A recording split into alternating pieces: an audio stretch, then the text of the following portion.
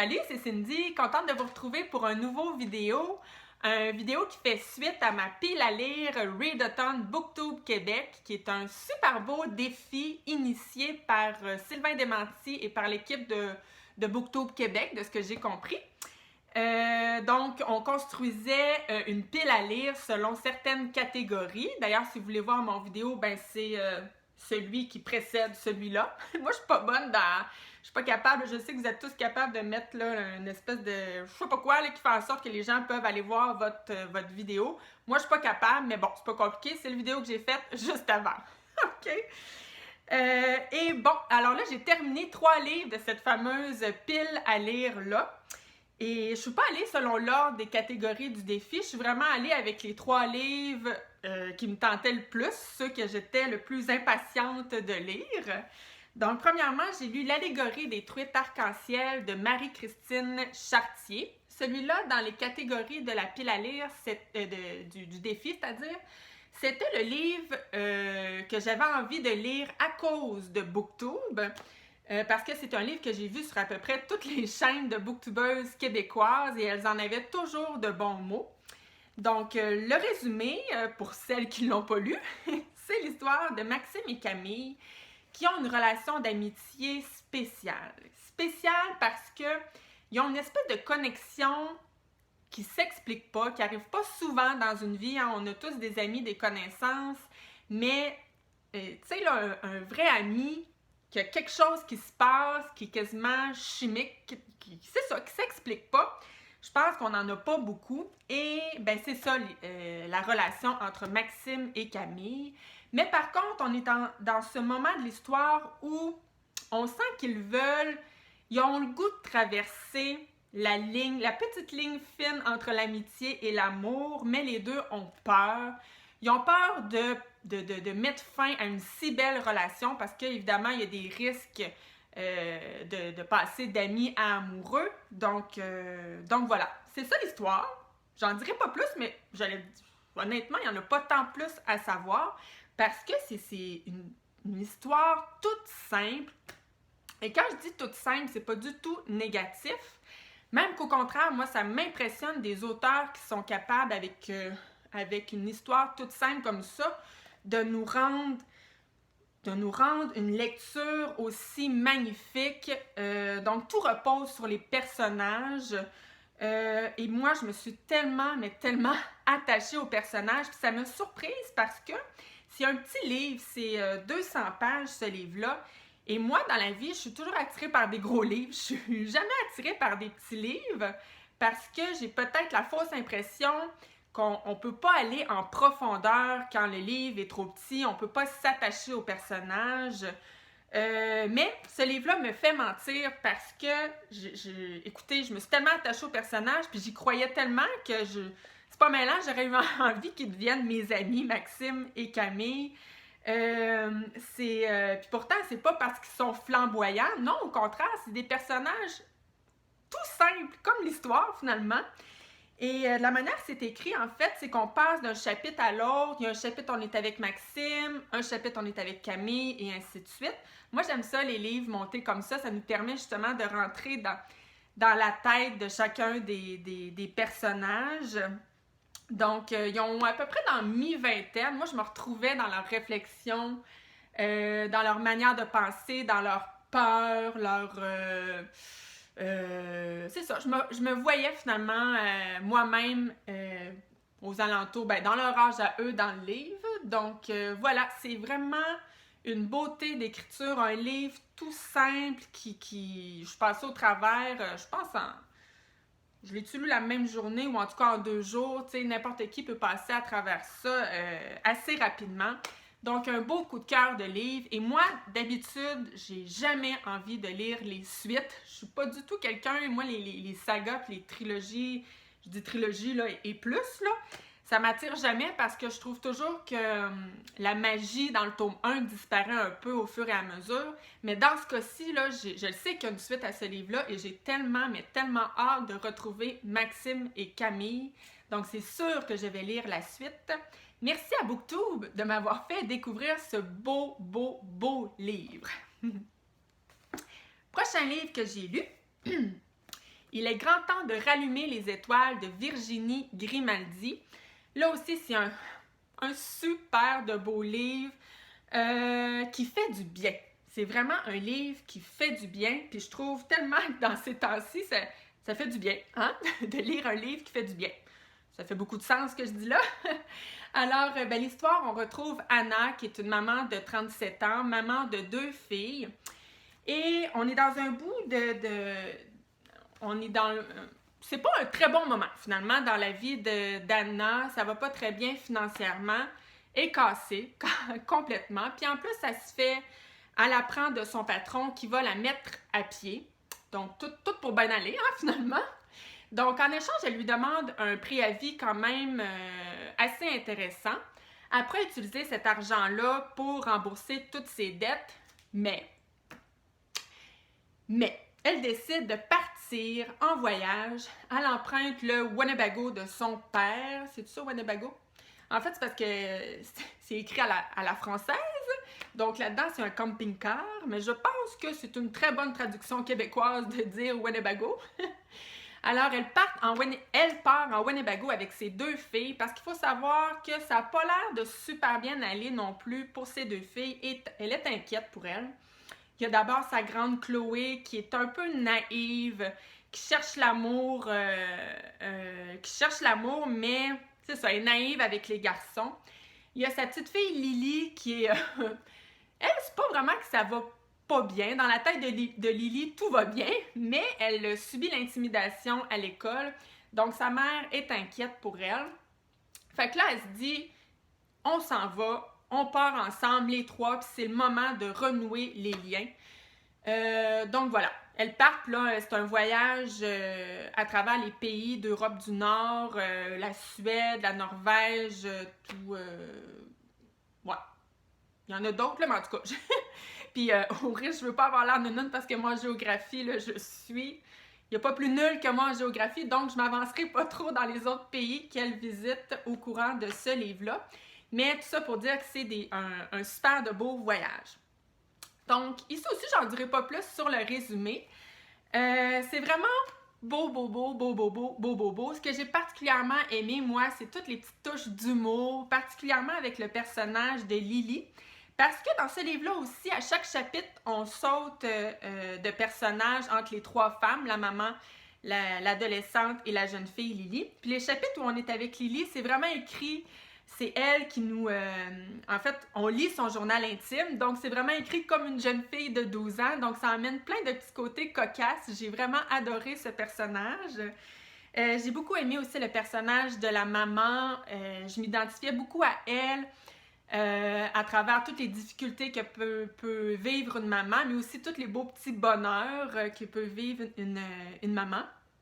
Donc c'est super... c'est rafraîchissant, finalement, comme lecture. Puis ça fait rêver. Moi, j'avais juste le goût. Puis là, en plus, on est pognés à la maison comme tous vous autres, je l'imagine. Fait que de lire ça, ça donne juste le goût de partir en voyage. Voilà. Les seuls petits... bémol.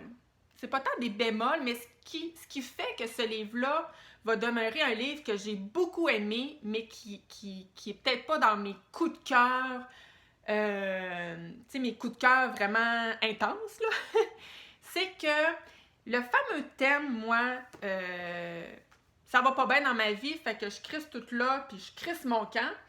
Je trouve qu'on l'a vu beaucoup dans les 10 dernières années. En tout cas, je trouve que c'est depuis le fameux succès de Eat, Pray, Love, Mange, Prie, Aime.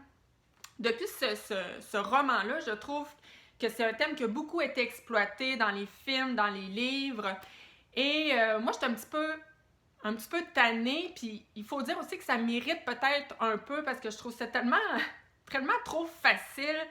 De dire, au lieu d'affronter mes problèmes puis de corriger certaines choses de ma vie, à la place de tout ça, je vais tout laisser ça là, puis je m'en vais, ciao, bye. Ça fait rêver, là, c'est sûr et certain, mais des fois, ça vient un peu me titiller. Je trouve que c'est un petit peu trop facile. Mais là, je l'ai peut-être moins ressenti dans celui-là parce que c'est plus un voyage, tu sais. Elle va revenir un moment donné avec ses filles, donc c'est plus un voyage pour renouer les liens. Donc, ça m'a moins irritée, il faut le dire. Mais je le dis quand même parce que je sais que je suis pas la seule. Je sais qu'il y en a qui sont un peu tannés de cette espèce de ce thème-là. Là. Ensuite de ça, ce qui fait que ça sera peut-être pas un coup de cœur incroyable, c'est qu'il y a beaucoup de sujets que j'ai vus abondamment dans les livres. Tu sais, la maman cassée, que ça va pas bien, la petite fille qui se fait intimider à l'école, la jeune adolescente naïve en amour. Donc, c'est pas des thèmes que j'ai, des sujets extrêmement originaux, tu sais, c'est pas du jamais vu. Mais par contre, c'est fait, dans le genre, c'est parfait. C'est parfait. Donc, si vous, ça vous tente, puis que vous n'êtes pas tanné de ces sujets-là, ben ce livre-là, ça va être un succès, j'en suis certaine. C'est vraiment, c'est beau, beau, beau. Donc, j'ai adoré ce livre-là. Voilà. Dernier livre que j'ai lu, c'est Les filles de Caleb, tome 2, donc Le cri de l'oie blanche, de Arlette Cousture. C'est quand même une bonne brique de 800 pages. Et je l'ai lu, ben là, je sais pas, ça m'a-tu pris 3 jours? C'est vraiment un des livres de 800 pages que j'ai lu le plus vite de ma vie. Oui, j'ai peut-être un peu plus de temps pour lire, mais il y a aussi le fait que dès que je plongeais là-dedans, j'étais plus capable d'arrêter. J'ai tellement aimé ça. Fou raide. J'ai adoré ça. Puis je pensais pas... Je m'attendais à aimer ça, mais je m'attendais pas à aimer ça autant que ça. Bon, faut dire que moi, je vous l'ai dit dans mon vidéo Pile à lire, j'ai une histoire d'amour avec Émilie Bordelot, avec Les filles de Caleb, le tome 1, qui est une histoire qui a pris beaucoup de... qui était importante dans ma vie d'adolescence. J'ai beaucoup de beaux souvenirs attachés à cette histoire et à ce personnage d'Émilie Bordelot. D'ailleurs, ça a été une belle surprise parce que moi, je pensais que ce livre-là, on était avec Blanche tout le long, Blanche étant la fille d'Émilie Bordelot. Mais non, durant pas mal la première moitié du livre, on est encore avec Émilie Bordelot. Une autre Émilie. C'est pas l'Émilie Bordelot de mes souvenirs, parce que moi, dans mes souvenirs, c'est beaucoup l'histoire d'amour entre Émilie Bordelot et Ovila Pronovo.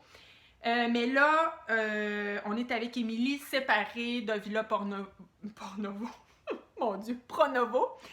Elle élève donc seule 9 jeunes enfants. Donc, c'est dans des conditions extrêmement difficiles. Elle n'a pas beaucoup de sous. Ils vivent en campagne.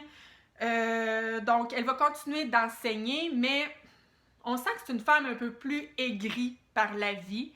Mais c'est un personnage extraordinaire. C'est, je pense, le plus beau personnage de tous les livres que j'ai lus dans ma vie. Et moi, je pensais... Puis ma vision, en fait, d'Émilie Bordelot a changé parce que moi, quand j'ai lu le premier tome, je devais avoir à peu près 18 ans. Puis quand j'ai vu la série télévisée, je devais en avoir entre 9 et 12 ans, là, à peu près. Là. Donc, ma vision aujourd'hui a beaucoup changé. Puis je trouve ça le fun, justement, d'avoir vu ce personnage-là à travers plusieurs, pas générations, mais à travers plusieurs, époques, non, ça se dit-tu? Étapes de ma vie. Parce qu'aujourd'hui, je vois une femme extrêmement forte, une femme qui n'était pas de son époque, tellement avant-gardiste, c'est-à-dire que c'est une femme qui tenait tête aux hommes, c'est une femme qui tenait tête aux curés, à la religion, c'était pas courant là, dans ce temps-là. C'est aussi une femme, elle, ce qui était le plus important pour elle, pour ses enfants, c'était l'éducation. C'est même que des fois, elle tapait un peu sur les nerfs de ses enfants parce qu'eux autres disaient « Ouais, mais maman, on va aller travailler à la place, on va ramener des sous à la maison, ça va nous permettre de vivre un peu mieux. » Mais non, elle voulait qu'ils soient éduqués. Puis ça aussi, c'était pas courant là, dans ce temps-là. L'éducation, c'était pas la priorité. Donc voilà, une femme inspirante. Puis après, bon, comme je vous dis, la première moitié du livre, c'est pas mal, c'est ça. C'est Émilie Bordelot avec ses enfants, puis toutes les difficultés qu'ils vivent au quotidien. Et ensuite, on va plus sauter à Blanche, qui est une histoire fabuleuse aussi, et qui nous fait en plus apprendre. Tu sais, si vous aimez les livres historiques qui nous font apprendre des choses, puis on n'a pas vraiment l'impression d'apprendre, évidemment, parce que c'est une histoire en même temps, puis c'est passionnant. Parce que Blanche, là, on est au tout début du livre, on est en 1920, Fait que d'après moi, là, j'aurais dû le prendre en note. Ça devait être à peu près dans les années 1930. Blanche veut devenir médecin, donc elle s'en va à Montréal. Mais devenir médecin pour une femme dans ce temps-là, c'est à peu près impossible. Surtout quand tu es une femme qui n'a pas beaucoup d'argent comme Blanche. Donc, elle va devenir plutôt infirmière et donc on la suit justement dans toutes les étapes, ses études, puis ensuite, là, toutes les... voyons, comment dire... on va la suivre aussi quand elle va commencer à travailler et tout. Puis on voit la médecine dans ces années-là, puis on en apprend beaucoup. Tu sais, il y a plein de choses, comme à un moment donné, ça commençait dans ces années-là, les transfusions de sang pour donner le sang à quelqu'un d'autre, mais il n'y avait pas encore découvert le facteur Rhésus. Donc, des fois, ça marchait, des fois, ça marchait pas, mais ils ne savaient pas encore pourquoi. Donc là, c'est un exemple, mais il y a plein de petites choses comme ça qui nous font découvrir ces années-là, qui nous font découvrir dans ce temps-là, comme dirait mon fils. Des fois, je trouve ça tellement mignon quand il me dit « Maman, dans ton temps, là, y avait-tu la télévision dans ton temps? » Fait que, bon, excusez, la parenthèse par rapport, là, mais c'est une expression qui me fait toujours un peu rire. Mais on en apprend dans ce temps-là. Puis à travers des personnages extraordinaires. Donc moi, c'est un méga coup de cœur. Puis ça m'a donné le goût de relire. D'ailleurs, cette catégorie du défi, j'étais supposée relire un livre que j'avais déjà lu, mais je voulais pas relire Les Filles de Caleb parce que je le connais par cœur. Mais je suis tellement contente d'avoir lu ce tome 2-là. C'est extraordinaire. Je pense que je l'ai-tu assez dit, hein? Me croyez-vous? Fait que si vous avez jamais lu Les Filles de Caleb, là, go, allez-y, c'est trop bon. Donc, super de bon bilan lecture, n'est-ce pas? Moi, j'ai ma chaîne depuis la fin d'été 2019. Je pense pas avoir fait un bilan aussi positif. Il y a tout le temps un livre ou deux que j'ai soit pas aimé ou moyennement aimé. Donc là, c'est 3 super de bons livres. J'espère que ça va se poursuivre ainsi pour le restant de ma pile à lire. Là, il faut dire que j'ai commencé par les 3 qui me tentaient le plus, donc les chances étaient quand même favorables. Mais voilà, c'est 3 livres que je vous conseille. Et puis, sur ce, je vais continuer je vais continuer ma pile à lire et je vous ferai un autre bilan lecture cette semaine, la semaine prochaine. Je le sais pas, mais, mais j'imagine bientôt parce que, comme je l'ai dit, j'ai un peu plus de temps à lire. Alors, si tu veux t'abonner à ma chaîne pour voir ces prochaines vidéos, ça fait toujours plaisir. Et moi aussi, j'ai bien hâte de voir tous vos vidéos dans lesquelles vous allez nous parler des lectures de votre pile à lire Readathon Booktube Québec. Alors sur ce, on se dit à la prochaine. Bye bye!